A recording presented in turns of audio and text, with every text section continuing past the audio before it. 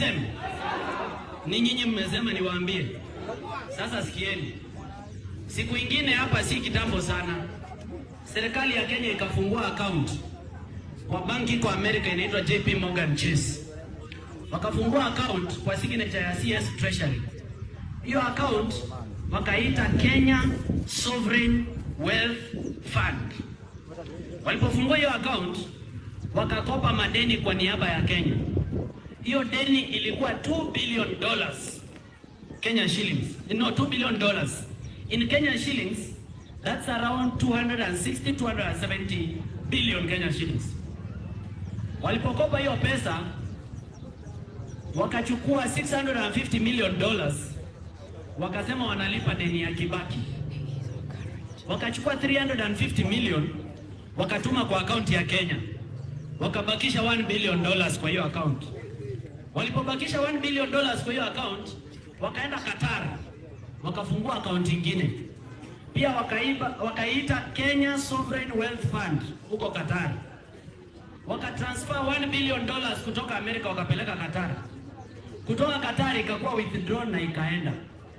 That is 130 billion Kenya shillings stolen in one sweep. To my channel, so that was Mororara Kebaso, who is the current Kenyan opposition leader, and I call him that because he has been exposing the rot in the government systems. So just check out his social media pages to see what I'm talking about. He posted on his X page documents relating to the government of Kenya purchasing land from itself. So he captioned, this was government land. Shockingly, the government bought its own land in December last year at a cost of almost 2.7 billion. How? Here is the sad story of a fake settlement scheme, an allotment of title deed in April of 2023, and some money withdrawn in cash and other monies frozen by the court. Here is the story of Kenya Railways Corporation, where the chairman is Duale's brother and Wetangula's son is a member of the board. Arguably, one of the most corrupt agencies in Kenya. So Nixon Koril, you know who he is. Sakaja, you know who he is. That is the governor of Nairobi. Wakili Letangule, you know this. DCI, you know this. In fact, DCI Land Fraud Department was arrested these people.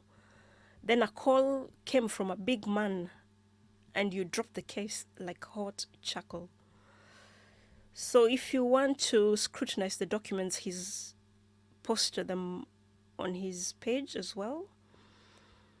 Kebaso's exposés aside, there's another fraud that's caught everyone's attention, and that is the Adani deal, which involves a company by that name taking over JKIA, renovating the same, and then managing the same airport for 30 years, causing people to really cause an uproar is the fact that Adani has a very bad reputation. You only need to Google them to see how they're in legal problems with various countries like Australia and Switzerland. That caused KAA staff to go on strike last week because their jobs are on the line. Same vein, it's emerged that Ruto has purchased 6 Boeing aircrafts. That was exposed by Kebaso. So this is what Mororara wrote on the issue. I have received information that President William Ruto may have bought 6 Boeing crafts in an attempt to start an airline. If you're a Kenyan living in London, kindly access information from a company called Lloyd's of London, because they are the ones who were given the deal of insuring the 6 Boeing planes. Don't take this information lightly. It's serious. They're trying to kill Kenya Airways so that Ruto can take over as the national carrier. And on that same vein, I think he must be connected to this Adani deal, because by managing the airport for 30 years, he'll be able to do as he pleases. Suppose somebody said, if he did buy using his own money, it's okay. But if he used public funds to buy the assets, then honestly, we are doomed as a nation. Obviously, he used public finances. And somebody said, if you connect the dots, you'll see why he brought Adani. So it's kill Kenya Airways and then sell JKIA, then purchase your own planes. Exactly, that's what he's doing. A lot of people are capable of renovating JKIA without those crazy terms of having to manage an airport for over 30 years. And that JKIA is a very sensitive area. I don't see why a sane government official would hand over the same international airport to a foreigner who can turn against you if he was to side with your enemy. So the other rumor is that Kenya Power too is on the line of takeover by this shady company Adani. So the NHIF also is messed up, and it's emerged that there's a private practitioner who took over the operation of NHIF and converted into something else, and that guy is known as Jayesh, who also happens to be the person that introduced Adani to Kenya. So check out the expose Senator Richard Onyanka did about the same when he was grilling the transport CS Chirchir about the Adani deal last week. Senator Okia Mtata unveiled more details about this shady Adani deal, and it seems as if that deal has already been signed. So it seems like the only institution that will be able to quash that contract is the courts. That is, if they're allowed to do what they're supposed to do. I'm so overwhelmed with the wrongdoings of these politicians, and I wouldn't blame you if you're overwhelmed as well. However, if we want a better Kenya, we have to force these politicians to follow the book.